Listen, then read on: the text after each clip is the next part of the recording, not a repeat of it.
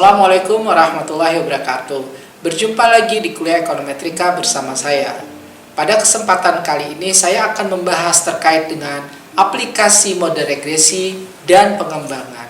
Jadi teman-teman, pada kesempatan ini saya akan menjelaskan beberapa spesifikasi dari model regresi. Kemudian kita akan lihat bagaimana teori-teori yang sudah kita pelajari pada tayangan sebelumnya, seperti apakah yang dimaksudkan dengan regresi, bagaimana kondisi Gauss-Markov atau asumsi regresi klasik, bagaimana pelanggaran dari asumsi itu bisa terjadi.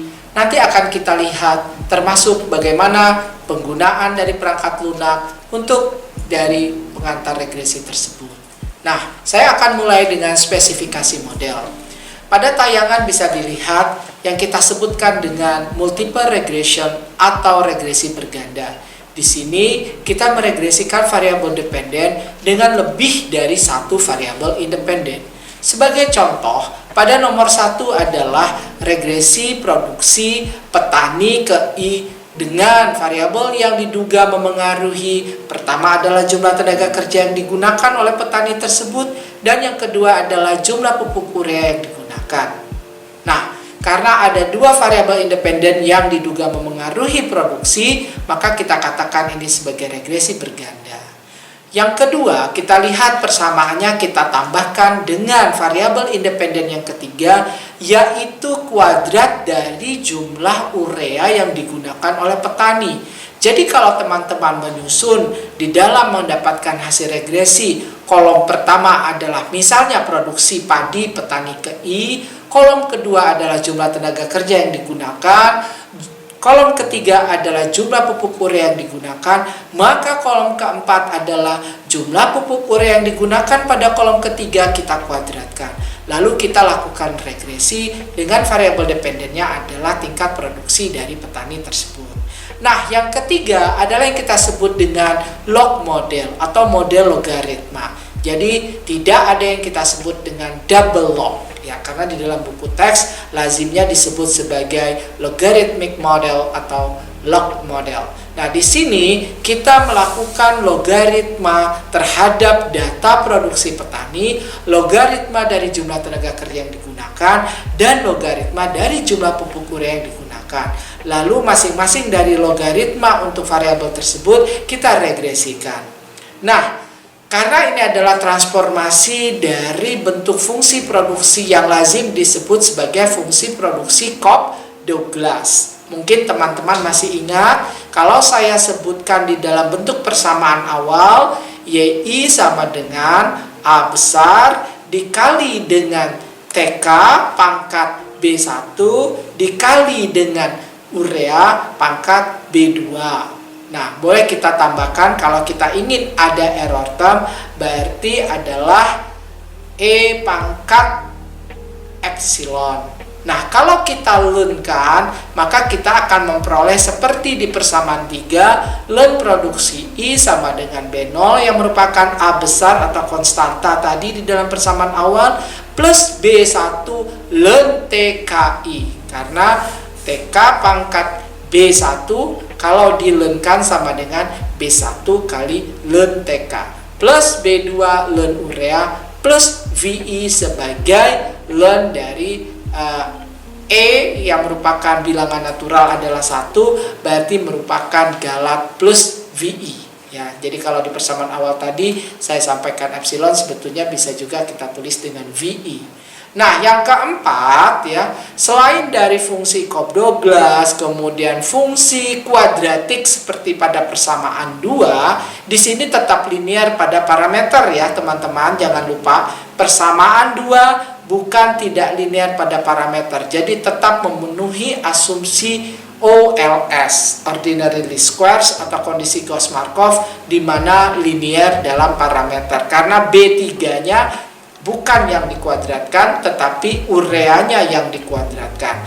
Nah, terakhir yang keempat kita punya fungsi produksi yang kita sebut dengan translog. Ini adalah modifikasi dari model regresi berganda yang dapat ditulis dengan lengkap sesuai pada tayangan, yaitu Ln produksi I sama dengan B0 dan seterusnya, di mana nanti kita mengalihkan ln urea dikuadratkan dibagi 2, ln TKI dikuadratkan dibagi 2, lalu ada ln TKI diinteraksikan dengan ln urea, dan kalau ditulis secara lengkap kita sebut sebagai fungsi produksi translog. Nah, ini adalah beberapa contoh saja dari spesifikasi model regresi yang nanti teman-teman bisa terapkan, lalu kita bisa mengevaluasi kira-kira dari berbagai alternatif model tersebut mana yang kita anggap robust atau yang kita anggap sebagai terbaik.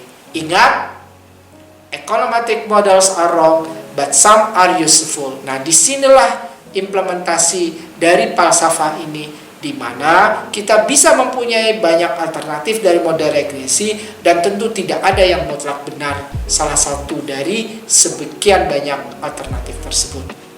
Nah, ada lagi contoh yang paling banyak digunakan di dalam analisis model regresi untuk ilmu ekonomi, manajemen atau bisnis yang kita sebut dengan limited dependent variable. Nah, kalau teman-teman pernah mendengarkan istilah logit, probit, tobit, semuanya masuk dalam klasifikasi limited dependent variable. Di tahun 80 dan 90-an, banyak sekali mahasiswa yang studi menempuh doktor di Indonesia yang menggunakan model ini untuk menjawab permasalahan penelitian mereka. Sebagai contoh, apa saja faktor yang mempengaruhi orang mengembalikan kredit dengan lancar atau tidak lancar? Nah, ini dengan menarik bisa dianalisis menggunakan seperti fungsi logit atau probit. Ada juga yang disebut dengan tobit. Nah, kita lihat saja sebagai contoh satu dulu, yaitu regresi logistik. Regresi logistik atau logit ini awalnya berbentuk kurva S, di mana variabel dependennya ini bersifat kategorik. Karena dia bersifat kategorik, misalnya untuk model regresi biner, maka nilai dependen kita berikan 1, katakanlah misalnya untuk yang mengembalikan kredit lancar, 0 untuk yang tidak lancar. Ini kita sebut logit biner atau binary logistic regression. Tetapi kita bisa juga mempunyai variabel dependen di dalam regresi logistik lebih dari 2 kategori. Misalnya 1, 2, 3, 4, 5 sesuai dengan NPL non-performance loan yang ada di Bank Indonesia. Maka kita sebutlah persamaannya multinominal logit. Nah, ini teman-teman bisa pelajari lebih dalam lagi. Nah, yang jelas teman-teman harus bisa membedakan mana yang disebut dengan logit, mana yang disebut dengan probit, dan mana yang disebut dengan tobit. Nah, khusus untuk tobit yang digunakan adalah data tersensor, yaitu misalnya ada rumah tangga yang tidak sama sekali mengkonsumsi susu, atau ada yang sebagian mengkonsumsi susu tetapi bervariasi. Sehingga kita bisa mempunyai data yang sama dengan 0, tetapi ada yang sekian persen. Katakanlah misalnya kalau dia mencapai konsumsi ideal 100%, maka ada yang 20% dari konsumsi ideal, ada yang 70%. Nah, kalau nilainya bervariasi dari 0 kemudian sampai dengan 1, jadi bukan 0 atau 1, maka ini kita sebut persamaan regresinya sebagai tobit. Nah, nanti teman-teman bisa mencoba di perangkat lunak mengestimasi sesuai dengan definisi variabel dependen tadi yang bersifat limited atau kategorik. Apakah misalnya 1 atau 0, 0 sampai 1, atau bisa juga yang 1, 2, 3, 4, 5 yang bersifat multinominal. Nah, sekarang kita akan masuk ke dalam aplikasi regresi untuk berbagai spesifikasi model tadi. Tetapi untuk kesempatan dalam tayangan ini, kita bahas dulu model regresi berganda, karena kita ingin fokus pada apakah model regresi kita sudah memenuhi kondisi Gauss-Markov yang sesuai yang diinginkan. Nah, contoh topik kita sesuai yang ada pada tayangan adalah determinan konsumsi Provinsi Jambi. Di sini kita mempunyai data 40 tahun, mulai dari tahun 1980 sampai 2019, untuk variabel ada 4, PDRB, konsumsi, investasi, dan suku bunga atau R. Nah, tadi di sini judulnya adalah determinan konsumsi Provinsi Jambi. Maka tentu meskipun ada di kolom 1, PDRB bukanlah variabel dependen. Yang menjadi variabel dependen adalah konsumsinya, sedangkan PDRB, investasi, dan suku bunga adalah variabel independen yang diduga memengaruhi konsumsi di Provinsi Jambi selama 40 tahun tersebut. Nah, kalau kita menggunakan perangkat lunak seperti eViews, seperti teman-teman lihat pada tayangan, ya. Jadi nanti kalau teman-teman mau belajar eViews, Stata, ataupun R, ya, atau R Studio, teman-teman bisa membaca buku aplikasi ekonometrika yang sudah saya tulis. Tetapi sekali lagi, ini adalah buku ajar, ini bukan buku teks. Jadi kalau buku teks itu, kalau menurut definisi saya harus berbahasa PBB. Kalau yang saya tulis ini adalah buku ajar. Nah, nanti contoh di sini kalau menggunakan eViews, kita memasukkan variabel yang kita analisis ke dalam perangkat lunak, kita ketik konsumsi, PDRB, investasi, suku bunga, dan ada C sebagai konstanta. Nah, kemudian kalau sudah kita run, maka kita bisa memperoleh hasil. Nah, teman-teman di sana bisa melihat, ya. Waktu di tayangan awal saya membahas tentang kriteria ekonomi dan kriteria statistika. Nah, di sini yang di dalam lingkaran merah itu adalah dua-duanya kriteria statistika. Di kolom kanan atas itu adalah probability dari nilai koefisien atau p-value. Nah, kalau p-value atau probability ini nilainya kurang dari 0,05, maka kita katakan kita bisa menolak H0 pada taraf 95%, atau misalnya di dalam contoh kita hanya variabel investasi yang bernilai, ya, p-value-nya kurang dari 0,05. Artinya PDRB, suku bunga, termasuk juga konstanta tidak berpengaruh signifikan pada tingkat konsumsi di Provinsi Jambi. Jadi hanya variabel investasi yang berpengaruh nyata pada taraf 95%, bahkan 99% karena nilai p-value-nya 0,0003. Nah, kriteria statistika yang kedua adalah R kuadrat, di mana nilainya sebesar 0,9972. Apa maknanya? 99,72% variasi di dalam konsumsi Provinsi Jambi dapat dijelaskan oleh variasi di dalam PDRB, investasi, dan suku bunga, atau ketiga variabel independen yang kita masukkan ke dalam model. Nah, teman-teman yang dari Fakultas Ekonomi dan Manajemen atau Ekonomi dan Bisnis tentu juga harus mengevaluasi kriteria ekonomi. Itu dilihat dari tanda atau sign. Di sini tidak ada magnitude, ya. Saya ulangi, untuk tanda, ya, di sini kita lihat suku bunga tandanya negatif. Kalau suku bunga tandanya negatif, berarti sesuai atau tidak dengan hipotesis? Kalau secara teori berarti sesuai. Suku bunga naik, konsumsi turun. Investasi tandanya positif, koefisiennya 2,2. Berarti sudah sesuai juga dengan teori. Kemudian PDRB nilainya berapa? 0,17. Nah, khusus untuk PDRB di sini karena seperti pendapatan pada fungsi konsumsi, inilah yang merupakan tidak hanya sign tetapi juga magnitude, di mana nilainya harus 0 sampai 1. Nah, di sini nilai dari koefisien PDRB ternyata relatif kecil sekali, yaitu mendekati 0,2. Padahal harusnya untuk Provinsi Jambi mungkin nilai koefisien dari PDRB dalam memengaruhi konsumsi seharusnya di atas 0,8. Nah, inilah merupakan evaluasi atau uji diagnostik model. Nah, kemudian kita lakukan uji untuk asumsi atau kondisi Gauss-Markov. Yang pertama kita lakukan uji LM untuk melihat ada autokorelasi atau tidak. Ternyata dengan uji LM terhadap residual, jadi nanti teman-teman bisa melihat ada pilihan pada residual untuk dilakukan uji LM, maka H0 tidak dapat ditolak. Kalau artinya tidak ditolak, berarti kita yang memiliki H0 tidak ada autokorelasi sudah boleh senang, gembira, karena tidak ada pelanggaran asumsi. Karena H0-nya tidak ada autokorelasi, sedangkan H1-nya atau H alternatifnya ada autokorelasi. Nah, sekali lagi, H alternatif atau H1 bukanlah sesuatu yang selalu diinginkan, apalagi di dalam ekonometrika. Nah, Untuk yang kedua, kondisi heteroskedasisitas, kalau kita lakukan pengujian dengan uji White, ternyata hasilnya kita memperoleh p-value yang dilingkari nilainya kurang dari 0,05.